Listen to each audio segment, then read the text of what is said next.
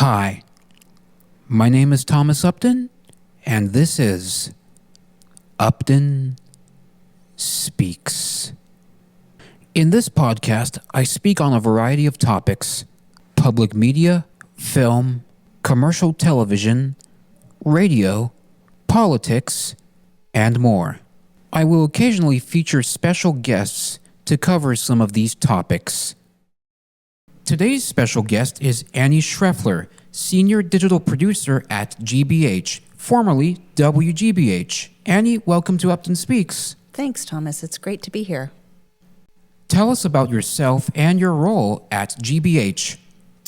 I have worked at GBH since 2012 and in a variety of different roles, all of them related to digital video. So what I like to do is go out into the community and use video cameras to capture public speaking events with lots of different kinds of people, authors, scientists, journalists, community leaders, politicians, and we bring those talks back to the GBH to edit and then publish to YouTube. So we have a YouTube channel called the GBH Forum Network, and the concept of the Forum Network is that we are bringing different gatherings together on our YouTube channel and giving the public access to the different gatherings that have happened in the Boston area, and we cover a variety of topics from science to especially climate change, people talking about all of the different ways they want to solve climate change. We also cover lots of different authors coming through that have written, their memoirs or their reflections on their journalism. All kinds of different people. I think to date, the GBH Forum Network YouTube channel has more than 4,000 videos. What is so powerful about the content GBH makes? Well, GBH is part of the public media family in the United States, and our commitment and our focus on the media that we make, very similar to the way that community access helps people actually generate their own media. Public media focuses on what's important to the public. So that has turned into a variety of different kinds of content over the last 60 years or more. It can be everything from interpreting great works of literature to exploring space or exploring archaeology, to all kinds of different topics that are educational. So our focus is specifically to enlighten, inform, and entertain. Do you have any favorites? Let's see. Having worked on this project for so many years, people often ask me this question, and I sure do have moments that I have been blown away to be standing in the same room with lots and lots of people and hear from someone I admire a great deal. Gloria Steinem, for example, came through the parish church, which seats, I think, 400 or 500 people, and the church was filled. It's in Cambridge and near Harvard Square, and to hear her talk about her life's work was really, moving and important. I would say the same is true for hearing Bill McKibben talk about his solutions for trying to reduce our carbon footprint and to try to keep the planet on a different trajectory away from disaster. Or similarly, Naomi Klein, who also came through that same space and shared why she thought it was so urgent for us to prioritize climate change solutions. So there's so many people I could talk about, but those three just sort of came to mind. What is the status of the Corporation for Public Broadcasting? Has it already been shut down, or is it still shutting down? Well, I looked this up in order to give you an accurate answer. And as I understand it, CPB is closing and dissolving as of early 2026. I believe that in January, the process started. I don't know exactly what it will take to bring it to an end, but I do know they're trying to distribute funding and to build bridges. I think there's something actually called the Bridge Fund to try to connect funders more directly to small stations that are certain to close if they don't have this kind of funding. For many of us, pretty much everyone in America did not expect to see this coming.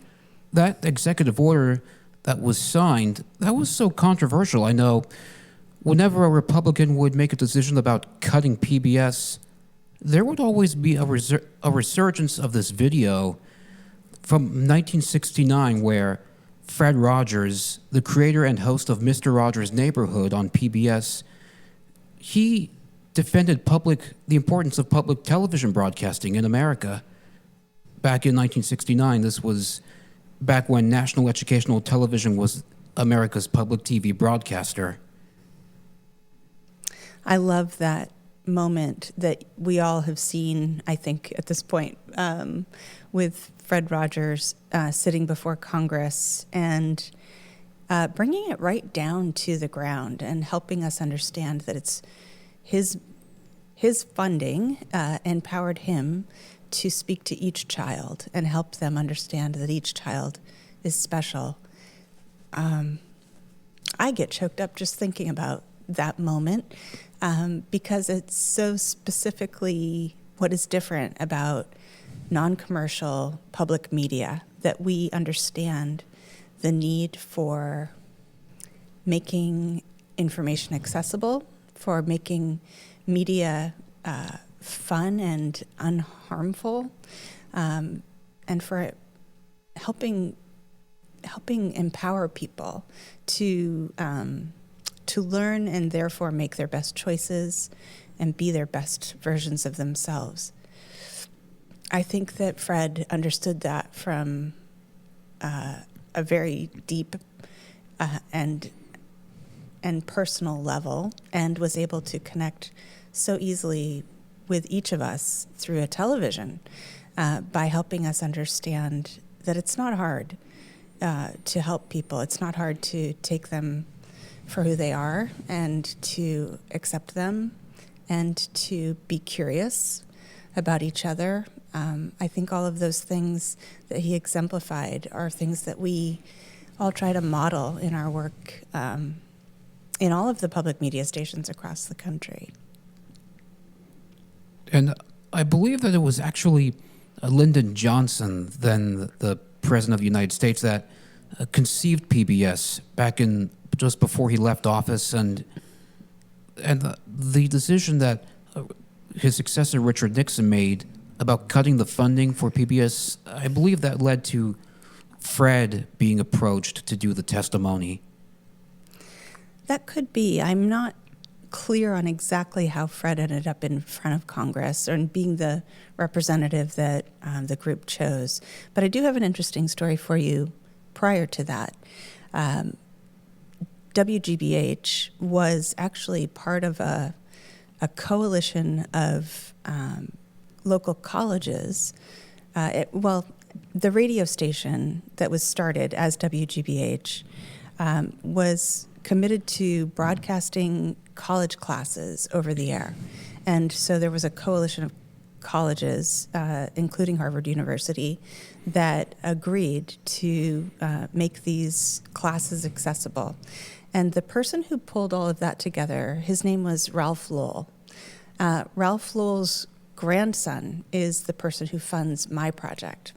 Ralph Lowell is actually accredited for building GBH in Boston, but he also was part of the group that approached President Johnson and and helped form this public broadcasting nationwide. We were the model, I believe, in Boston that gave so many other people the inspiration and the idea to do this in other states. So really, it's his desire, which came out of the Lowell family's longtime desire to make Bostonians smarter, if that's possible. He was part of many different efforts across Boston. He was known as Mr. Boston. He served on more than 40 different boards and organizations across the city, and was very committed to the education of children and the empowerment of the public. He also started Harvard's educational school. I can't remember the name of it, but it was it's still going now. It's how Harvard is accessible to more students. So all of that to say that his belief in public access is really what's at the roots of GBH and public media. And we found in our archives just recently the pen from Lyndon Johnson that was used to sign the public broadcasting, the Corporation for Public Broadcasting into being, and we have one of those in our GBH archives. Tell us how both liberal voices and public voices can both uplight public media and refund the CPB, the Corporation for Public Broadcasting, because for me, I believe that the corporation is a very important organization here in the States. You know, if it were to go, then, like, if it were to shut down completely following the Bridge Fund, then I believe that many Americans would be so harmed over this. Yeah, there are many different people who have come forward to testify prior to this decision to defund the Corporation for Public Broadcasting, and they've pointed out, even at the level of just a public alert system for emergencies, several of the stations that will shut down if they don't have funding will also take away that service. That's such an important service for many rural communities. So then, in addition to that, it's often the only source of news for some parts of our country. And then, on top of that, limiting people's access is just a tragedy. So I think you're asking for a solution. I don't know that we can go back to a time that took such a will and such a groundswell of support to get the president to sign the Corporation for Public Broadcasting into law. We were talking earlier about how change is the only thing we can know is constant. So perhaps what has to happen next is a new kind of coming together of the public to demand of their representatives that they have some form of support for local news or local information systems. I don't know what that will look like. I know that public access, like BevCam, is also endangered. There are many states where there are not a distribution of many different access stations around the state. There's maybe only one, depending on how the funding model works in state to state. But I think that having the public come back together to say we want more access to making media and we want more access to public media is something that they're going to have to get very loud about. And the Warning, Alert, and Response Network, or WARN for short, yeah, it is an important network. Basically, if the public funding gets taken away, then those rural cities, in other words, small cities, they wouldn't receive such alerts. Yeah, I know. Again, many of us would have to stand up and speak up, so as to have the public stations, public funding, and the WARN continue. Yeah, I agree. I think that just even asking for that kind of system to be supported is a good way in to bringing people back to the table and having them discuss together what is it that we want to do. As I mentioned, Ralph Lowell brought people together from many different local universities and colleges to say we should make this information available beyond the college walls and to the public. And we have this amazing new technology, the radio, in which we can send this into people's homes. So someone with a vision really did have to bring people together in order to have that kind of buy-in and then make a demand, a very clear demand to Congress. I think that can happen again. Yeah, there will become a time when the CPB or any other public company would finally be brought back from the dead and fund the public networks again in America. Let's hope. Hope so. What would both PBS and NPR do following the shutdown of the CPB, the Corporation for Public Broadcasting?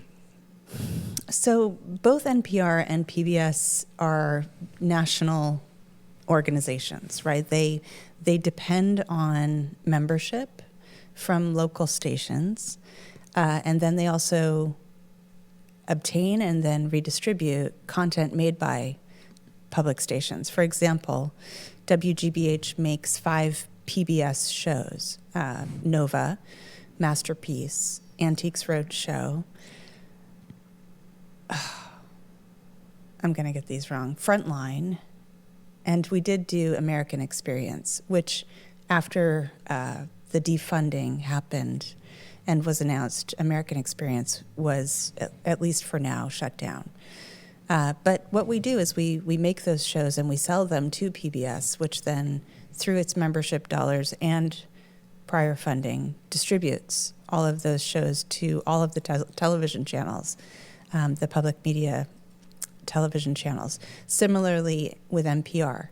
There are NPR reporters that do national stories, but then much of the news that you hear on an NPR station, in our case in Boston, that would be WGBH or WBUR. You would hear those from different stations, reporters in Oklahoma, California, Florida, all filing with NPR to then be redistributed around the country. So it's in their interest to keep the coalition together and figure out funding. And I understand that for many of the larger stations, there are some in California, there's WAMU in Washington, there's WGBH in Boston. They have great leadership that is looking for other sources of funding. So I think the reconfiguration has already begun in the sense of believing in the work that we do and then trying to find other ways to fund it. Hopefully the American Experience could come back. Mm-hmm. Yeah, they told great stories about our history and helped us understand it visually and then through great storytelling. So it'd be nice to have that back. How is your position affected by all of this? I work with more than 1,000 colleagues at WGBH, and I can tell you that it's been very difficult to have to tighten our belts so much and figure out how to do more with less. However, we're a mission-driven organization, and so in many ways, we've come together and found ways to support each other. There's a lot more collaboration going on. There's a lot more supporting of each other's projects as we try to find, as we also try to be creative and find new ways to do the work we believe in. So I guess in some ways, making lemonade out of lemons, as my grandmother would encourage me to do, we can be happy that there are ways in which we're being resilient and finding ways to support each other and building new relationships. But it is all under a cloud of, concern about how we move forward. So I think the more that we can talk to podcasters like you and others and share the message of how much we care about the work and how much we're looking for support, I appreciate the opportunity to tell you that. And I think that's what we're all trying to do right now. Thanks for watching and or listening to Upton Speaks. This has been Thomas Upton speaking. This podcast was recorded at BevCam in Beverly, Massachusetts, United States. Find us on all your favorite podcast platforms and BevCam's YouTube and public access cable TV channels. And thank you to our guest, Annie Shreffler, for being on the podcast. Thomas, it was great to be here today. Thanks for having me. You're welcome.